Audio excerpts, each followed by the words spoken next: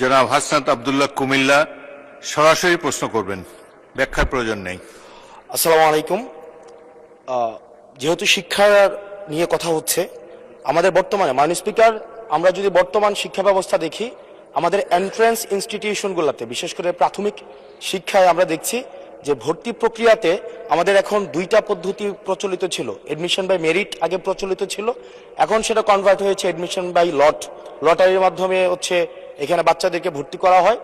ফলত যেটা হয়েছে, ফিডার ইনস্টিটিউশনগুলোর শিক্ষার মান অনেক কমে গিয়েছে, যার ফলে টার্সিয়ারি এডুকেশনে আমরা কোয়ালিটি সম্পন্ন ছাত্র আমরা বিশ্ববিদ্যালয়গুলোতে আমরা পাঠাতে পারি না। এখন মাননীয় মন্ত্রী মহোদয়ের কাছে আমার প্রশ্ন থাকবে, এই যে প্রাইমারি স্কুলে বাচ্চাদেরকে ভর্তি করানোর ক্ষেত্রে আমরা কি ভর্তি প্রক্রিয়াটা আমরা পরিবর্তন করব কিনা, নাকি এই যে এডমিশন বাই লটারির মাধ্যমে আমরা নিব এবং মেরিটকে আমরা সবসময় দমায় রাখবো, নাম্বার ওয়ান।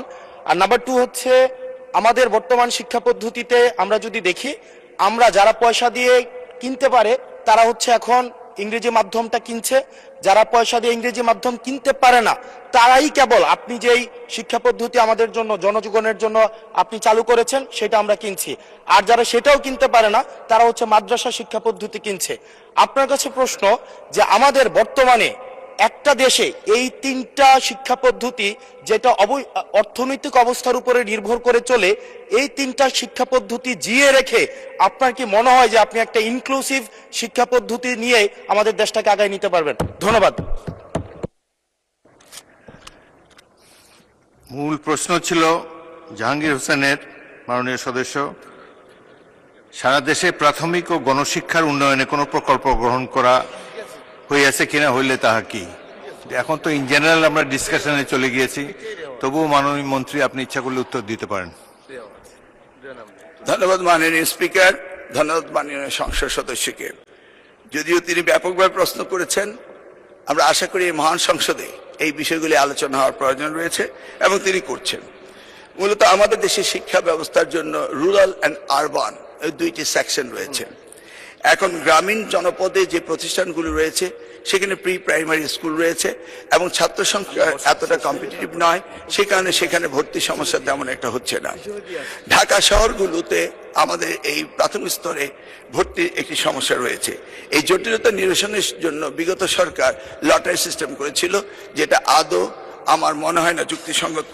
তবে আগামী বছরে এই শিক্ষা ব্যবস্থা ভর্তি সিস্টেম কিভাবে করা হবে সেটা আনুষ্ঠানিকভাবে আমরা স্টেক হোল্ডারদের সাথে, অর্থাৎ অভিভাবকদের সাথে বিভিন্ন রকম সেমিনার সিম্পোজিয়াম করে মাননীয় সংসদ সদস্য সকলের অভিমত নিয়ে একটি জনমত সৃষ্টি করে আমরা আগামী 2027 জানুয়ারি ভর্তির বিষয়ে চিন্তা করব। তিনি আরেকটি বিষয় উপস্থাপন করেছেন, আমাদের 3 ডাইমেনশনাল যে শিক্ষা ব্যবস্থা রয়েছে সেটাকে সমন্বিত করা। ধর্ম অনুভূতিতে এফতেদায়ী রয়েছে, মাদ্রাসার মধ্যে রয়েছে, কওমিতে রয়েছে, ইংলিশ মিডিয়াম রয়েছে, বাংলা মিডিয়াম রয়েছে, সবগুলিকে সমন্বিত করা একটি জটিল ব্যাপার রয়েছে। তবু আমরা ইতিমধ্যে কমিটি করেছি ইংলিশ মিডিয়াম স্কুলগুলোকে সরকারের আওতায় এনে তাদেরকে কিভাবে আমাদের যুগোপযোগী শিক্ষা ব্যবস্থা বাংলাদেশের দেশের নিয়ম কানুন মেনে করা যায় সেই বিষয়ে আমরা কাজ করছি। ইতিমধ্যে আমরা কমিটি গঠন করে তাদের সাথে যোগাযোগ করছি।